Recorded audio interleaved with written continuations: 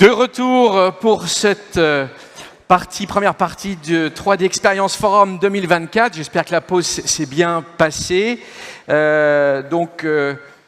Bienvenue à nouveau, ou plutôt devrais-je dire welcome back, puisque je vais vous demander maintenant de mettre, pour celles et ceux qui doivent le faire, enfin qui en ont besoin, c'est de mettre le casque de traduction simultanée pour qu'on puisse accueillir nos prochains invités, qui va se passer donc en anglais. Welcome back.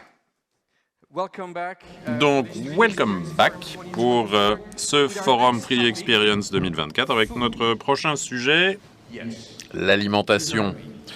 Et oui, vous m'avez bien entendu, mais pas n'importe quelle alimentation. Si je vous dis la vache qui rit, si je vous dis Kiri, si je vous dis apéricube, si je vous dis Babybel, je vous parle évidemment du groupe Bell. Je vous demande d'accueillir Elisabeth Allison Davis et Stéphane Dupays.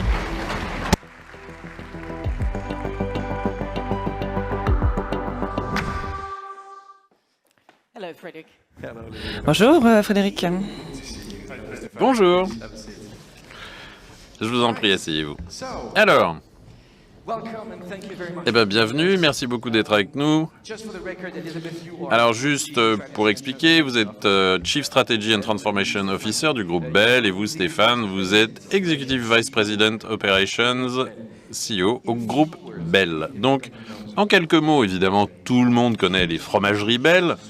Est-ce que vous pourriez nous parler du groupe, en quelques mots?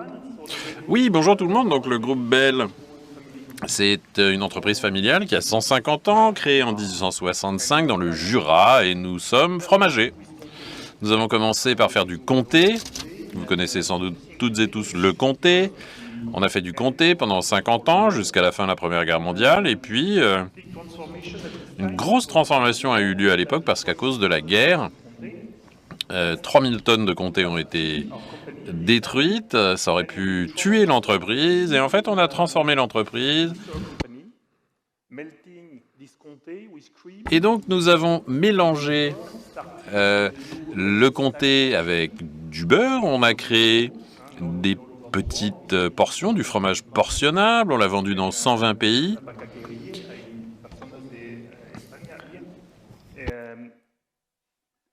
La vaca que rie, en espagnol, la vache qui rit, etc. Et donc, on s'est lancé dans le snacking portionnable, Kiri, Boursin, Mini Babybel. Et plus récemment, on s'est lancé dans le fruit avec les pommes-potes. Vous connaissez peut-être les pommes-potes, ces petites gourdes de compote, qui sont commercialisées dans 120 pays, 30 000 personnes dans 28 pays, et nous réalisons environ 4 milliards de CA par an, ce qui représente 20 milliards de portions par an. Formidable, merci pour cette petit aperçu historique.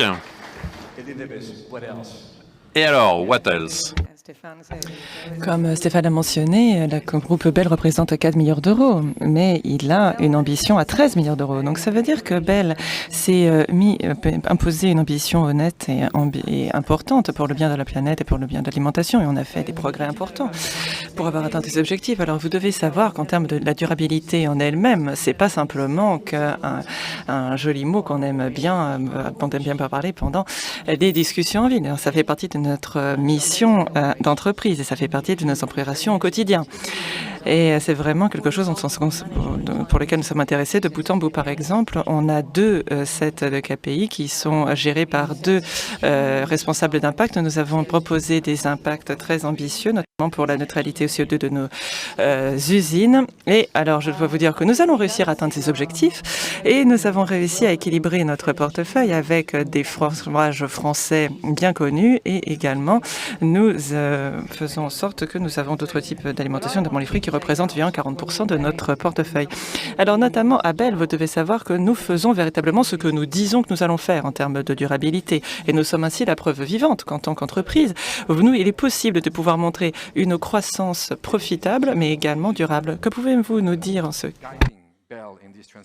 Qu'est-ce que vous pouvez nous dire sur la façon dont on peut orienter Bell vers la food tech? Alors, notre vision est évidemment fondée sur notre patrimoine, notre héritage, mais aussi sur notre vision. Nous sommes une entreprise familiale. Nous en sommes à la 5e génération maintenant. Et notre première responsabilité, c'est de transmettre cette entreprise à la 6e génération de façon durable. Donc, il faut prendre des décisions à long terme. Nous devons garantir non seulement la génération suivante, mais aussi les 5 générations suivantes de cette entreprise. Et pour ce faire, nous innovons en permanence. Nous avons inventé énormément de choses qui ont été copiées un peu partout, Babybel, Apéricube. Et ce qui viendra en termes d'innovation, c'est qu'il nous faut inventer l'alimentation de demain avec des ingrédients qui permettront de rendre les produits plus naturels, sans aucun additif.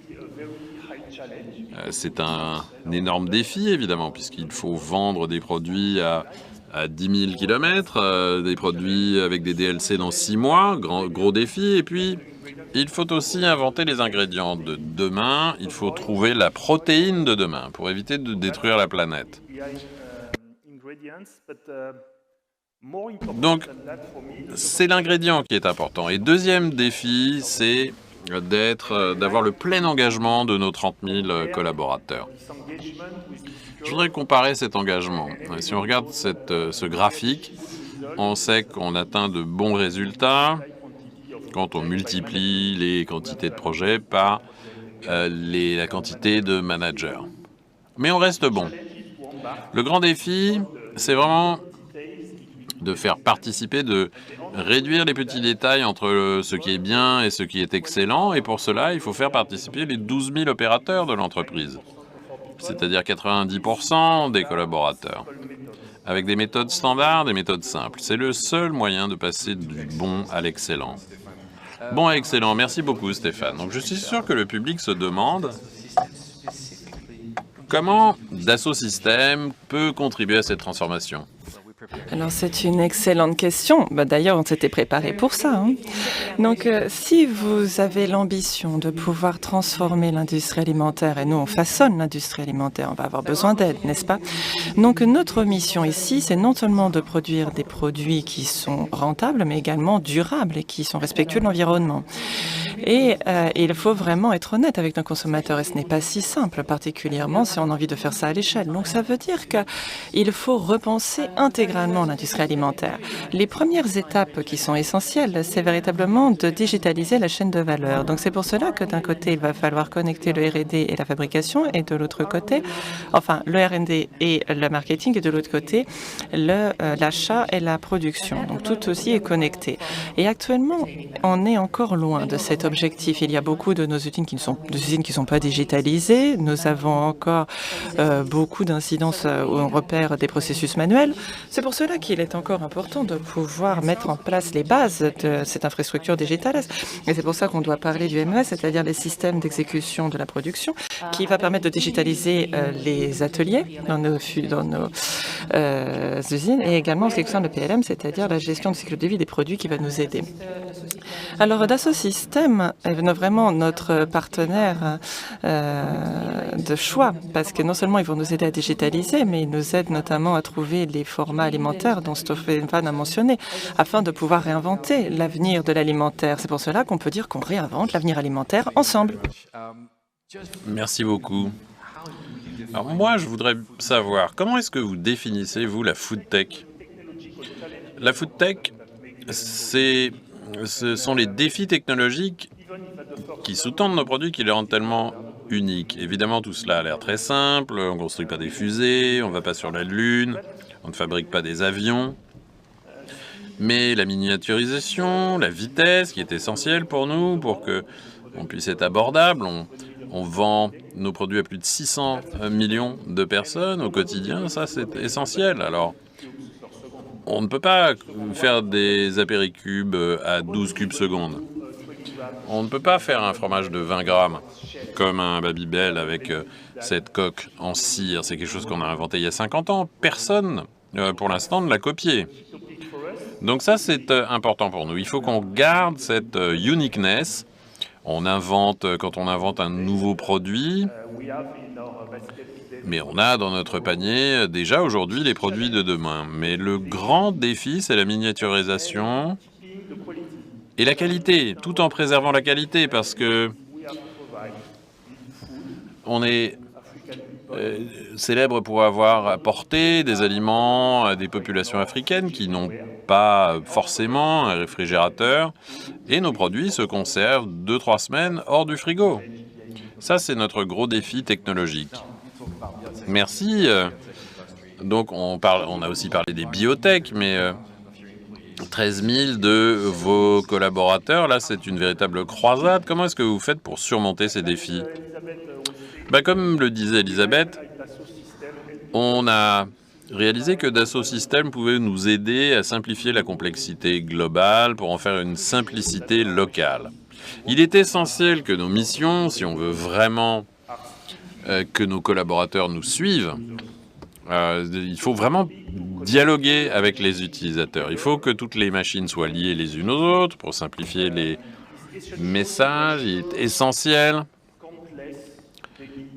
qu'on puisse avoir énormément d'actions au quotidien pour ces 12 000, 13 000. On est dans un monde où on parle de tutos partout, des sujets dont on n'avait jamais entendu parler, et tout cela nous donne l'autonomie de faire les choses. Mais pourtant, on en est loin. Tout le savoir-faire, chez nous, appartient à une poignée de techniciens. C'est ça le grand défi. Comment est-ce qu'on peut transmettre l'information en utilisant des systèmes, en utilisant des logiciels? Comment transférer la bonne information, la faire passer aux bonnes personnes au bon moment? Elisabeth, comment est-ce que vous expliqueriez l'importance pour Dassault Systèmes de se focus sur l'agroalimentaire? Parce qu'il y a une expertise en aérospatial et dans d'autres secteurs. Ça a une grande importance et également un fort potentiel. Si je suis parfaitement honnête, au début, j'étais un petit peu, on va dire, réservé. Je n'étais pas tout à fait pour cette transformation avec Dassault Systèmes. Et c'était parce qu'ils ont tout de même une telle expertise dans l'aérospatial, ils ont une telle expertise dans d'autres secteurs, mais pas nécessairement dans l'alimentaire. Ils n'avaient pas encore cette base-là. Donc, si on a envie de réinventer le futur de l'alimentaire, il faut également réinventer la manière dont nous la produisons. Et ce que j'ai réalisé, ce que nous avons tous réalisé à Bell, c'est que l'expérience que Dassault Systèmes a construite dans d'autres secteurs peut tout de même être adaptée de manière efficace aux problématiques, défis et opportunités de l'alimentaire. Et ils peuvent le faire de manière très nouvelle, très innovatrice. Et je pense que c'est une excellente nouvelle pour le système alimentaire de voir que Dassault Systèmes rentre en scène, et il était temps. Il était temps, Elisabeth. Alors, quel impact attendez-vous de la digitalisation sur vos opérations?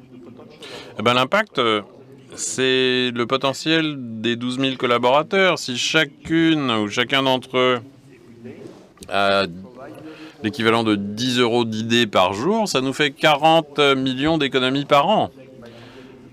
C'est mieux que 100 000 projets par 100 cadres. C'est ce qu'on veut transformer pour qu'on ait plus de gens qui participent, pour leur apporter la bonne information au bon moment, y compris sur le terrain, pour accélérer leurs réponses, leur vitesse de réaction. Parfois, on a des réponses qui viennent le lendemain, ou dans une semaine, ou dans un mois. Il faut accélérer le délai de réponse localement. Elisabeth, vous avez parlé des systèmes d'exécution de la fabrication, le MES, qu'il faut réinventer les modes de production. Est-ce que vous pouvez nous en dire plus sur les implications du projet? Oui, bien sûr. Alors, le MES, c'est la digitalisation des ateliers dans nos usines. C'est juste ça. Donc, ce que fait les systèmes d'exécution de la production, c'est que ça va optimiser chaque étape des opérations dans les usines, que l'on parle du suivi de l'inventaire jusqu'au contrôle de la performance de l'équipement. Et alors, ce que cela fait, c'est que ça va utiliser des processus standards de travaux manuels qui, par définition, sont relativement inefficaces, et ça va les transformer en des manières de travailler, dans des flux de travail efficaces digitalisés. Ça permet de réduire les temps de pause des machines, ça permet d'améliorer l'efficacité, votre productivité, et c'est la première étape vers le futur de la production. Et toutes les données sont donc collectées dans une base de données. Et une fois de plus, donc, pour apporter la bonne information à la bonne personne au bon moment, pour accélérer la vitesse de réponse. Et alors, quelle stratégie est-ce que vous mettez en place pour ce projet? On apprend toujours de nos échecs. Et nous avons 3 projets à peu près semblables. 3 expériences qui nous ont permis d'apprendre énormément sur les difficultés. Premier projet, c'était un projet qui était trop top-down. Ça partait du siège vers toutes les usines et on ne demandait jamais à l'utilisateur final ce dont ils avaient besoin. Nous, on veut vraiment qu'ils puissent participer et on ne l'a pas fait. Donc ça, on a vraiment changé là-dessus. Deuxième sujet, tout ce qui est lié aux nouvelles technologies, en fin de compte, puisque il y a 10 ans, tout était câblé. Il fallait des kilomètres et des kilomètres de câbles, des capteurs partout, des cartes de communication, tout ça était très très cher. Et on n'a jamais trouvé une justification à ces dépenses. Aujourd'hui, avec le Wi-Fi, le Bluetooth, les capteurs sont très peu chers. Et tout cela nous aide à pouvoir nous connecter de façon très rapide et à interconnecter toutes nos machines. Et troisième sujet, sur lequel je voudrais mettre l'accent, c'est le lien ou la collaboration entre l'OT et l'IT. Moi, j'ai passé 30 ans en usine, et je me souviens, au début, c'était la guerre entre le IT et le OT. Alors, chacun pensait que l'autre ne foutait rien, ne comprenait rien. Évidemment, maintenant, c'est pas vrai, puisque toutes nos machines sont équipées de PC, donc la collaboration s'est accélérée entre les deux. Et maintenant, je ne vois plus aucune frontière entre ces équipes. Tout le monde travaille ensemble. Et ça permet d'accélérer la mise en œuvre. Merci Stéphane. Elisabeth, pour en revenir à la stratégie de fabrication, vous avez parlé du MES, de ce système, mais il y a aussi cette gestion du cycle de vie du produit, évidemment. Est-ce que vous pouvez nous dire là-dessus? Donc bien sûr, donc ça c'est la partie horizontale de la digitalisation. Et en ce qui concerne, ça c'était le MES, la gestion du cycle de vie du produit, c'est la partie verticale. Et ce que cela va faire, c'est que ça va repérer et contrôler tous les flux qui sont associés aux différentes étapes de la vie du produit. À partir du moment où le produit est conçu au niveau du département de la recherche jusqu'au moment où il est créé au niveau de l'usine, jusqu'au moment où il est lancé sur le marché. Il y a en place différents processus qui sont associés à un produit, que ce soit la conception, le développement, le test, le lancement, le marketing. Et l'avantage d'avoir un PLM, c'est-à-dire une gestion du cycle de vie des produits, c'est que cela permet à toutes les parties prenantes qui sont engagées dans ces processus d'avoir la bonne information au bon moment afin qu'ils puissent prendre la bonne décision. Cela permet d'améliorer la vitesse de la coopération, la vitesse des prises de décision et ça permet d'améliorer le temps de mise sur le marché, la productivité. C'est assez merveilleux. Merci pour cette image. MES, PLM, évidemment, c'est un plan de transformation important, mais est-ce qu'il y a d'autres éléments de cette transformation? Vous voulez combien d'acronymes exactement? Parce que j'en ai beaucoup à vous soumettre. Écoutez, le moins possible. Alors, je vais vous donner certains éléments de contexte. C'est-à-dire que si l'on regarde l'écosystème digital qu'on a actuellement, il est extrêmement fragmenté. Ça veut dire qu'on va avoir plein de petites applications qui vont être complètement partout dans l'organisation. On en a plus de 500 applications. Plus de 1000 différentes interfaces. Et pour dire les choses, c'est-à-dire que pour une organisation de notre taille, c'est un peu beaucoup. Donc ce qu'on va devoir faire, c'est rationaliser tout cela et puis se concentrer sur la base. Donc c'est-à-dire le PLM, le MES, ça fait partie de la base. Il y a également le SEM, un autre merveilleux acronyme, c'est-à-dire c'est la gestion de la chaîne d'approvisionnement que l'on a pouvoir améliorer et on voudrait également avoir une migration d'importance de notre EEP. Alors c'est beaucoup. mais c'est quand même essentiel. Et alors, tout d'abord, nous avons besoin d'avoir une base très solide afin de pouvoir soutenir nos fonctions de base. Et enfin, si nous avons envie de nous saisir des opportunités, des avancées dans l'IA, nous avons besoin d'avoir une connectivité de bout en bout pour toutes nos données. Donc c'est beaucoup de travail, mais ça vaut le coup. Merci. Alors, quel rôle est-ce que Dassault Systèmes a joué et continue de jouer dans tout ça? Dassault est pour nous un partenaire important. Ils ont travaillé sur beaucoup de projets similaires. Eux aussi font des erreurs et apprennent de leurs erreurs. Et maintenant, ils savent ce qui fonctionne. Donc, c'est précieux pour nous, dans ce monde assez fermé de la full industry, d'avoir ce partenaire-là. Dassault, c'est pas juste un fournisseur pour nous, c'est vraiment un partenaire. On travaille en équipe, on se réunit en permanence. C'est pas chacun de son côté. Mais toutefois, il faut qu'ils soient en mesure de s'adapter parce que, en plus, l'expérience de technologie ou d'entreprise vraiment high-tech, de technologie avancée, et tout cela ne se retrouve pas directement dans notre domaine. On a moins de techniciens hautement qualifiés. Il faut vraiment qu'on fasse ce focus sur l'utilisateur pour adapter le système à tous les niveaux de collaborateurs. Merci, j'ai encore 2 questions. Je ne sais même pas si je vais la poser, mais enfin. Quand on préparait cette interview, Stéphane, vous m'avez parlé du paradoxe, et je cite, du sachet de thé dans la piscine. Est-ce que vous pouvez nous expliquer ça? Qu'est-ce que c'est ce paradoxe du sachet de thé dans la piscine? Oui, désolé pour Renault, hein, mais c'est Toyota qui m'a appris cette image. Là, ils utilisaient beaucoup cette espèce de parabole du sachet de thé, parce que quand on gère une usine avec 50 personnes, comment on appelait ça? Disons que c'est la diffusion du message de la direction. C'est comme un sachet de thé dans une théière d'1 litre. Mais après, si vous avez une usine avec 1000 personnes, plus c'est un sachet de thé dans une piscine. Et si on ne change pas le système, on ne peut pas changer les choses. Si on ne mobilise pas l'ensemble des collaborateurs. Parce que du coup, l'eau de la piscine n'a pas trop un goût de thé, et quel dommage. Mais oui, mais c'est ça. Il faut mener les bonnes actions face à tout le monde. Tous ceux qui travaillent à l'usine comptent. C'est ça le gros défi.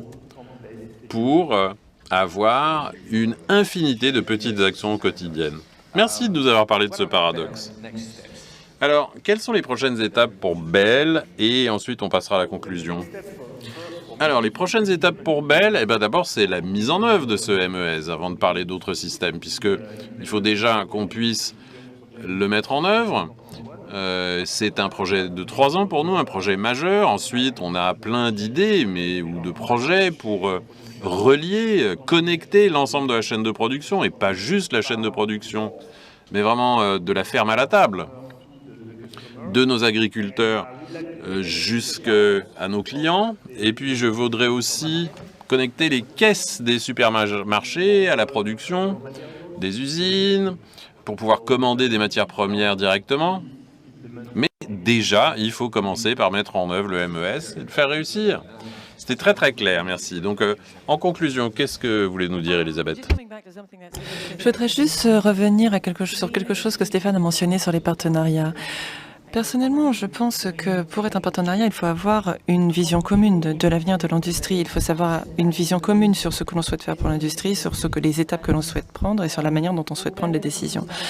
Et on va dire que le groupe Bell et Dassault Systèmes ont trouvé cette connexion stratégique. Et ça a commencé depuis tout le haut, c'est-à-dire les PDG, Cécile Belliot et Bernard Charles, qui ont un engagement fort et conjoint pour l'impact de l'avenir de l'alimentation. Et lorsque l'on a ces fondations qui sont mises en place, ça va changer tous les aspects de la collaboration.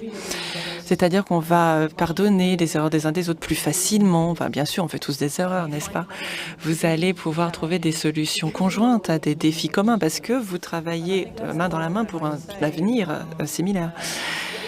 Et bien sûr, on pourrait dire oui, bien sûr, Dassault Systèmes, ils sont super pour le MES, pour le PLM, mais véritablement, ce qui fait de notre partenariat un partenariat unique, c'est que nous avons des croyances similaires. On n'est pas simplement en train de digitaliser ensemble, on construit un avenir commun ensemble.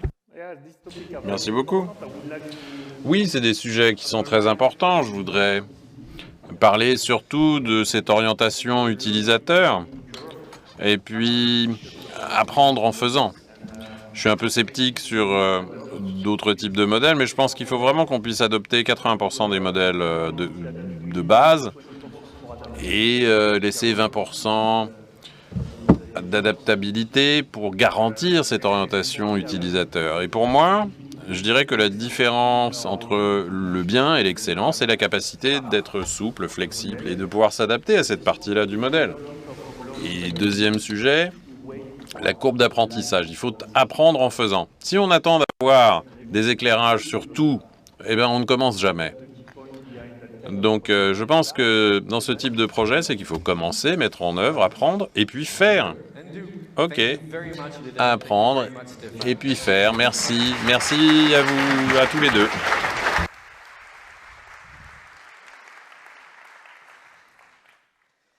And now we're going to switch back from English to français. Il y a des mots dans le journalisme qui nous rendent beaucoup de service, et notamment celui-ci qui est « sans transition ». Sans transition, nous allons maintenant aborder une table ronde avec pas moins de 4 des plus grandes entreprises françaises du secteur de la défense. Naval Group, KNDS France, Airbus Defence and Space et Dassault Aviation. Vous l'aurez compris, un sujet pour le moins d'actualité dans un monde, là encore, en rapide évolution et concurrentiel. Et là, cette fois-ci, avec un double défi, améliorer la performance tout en garantissant la souveraineté nationale.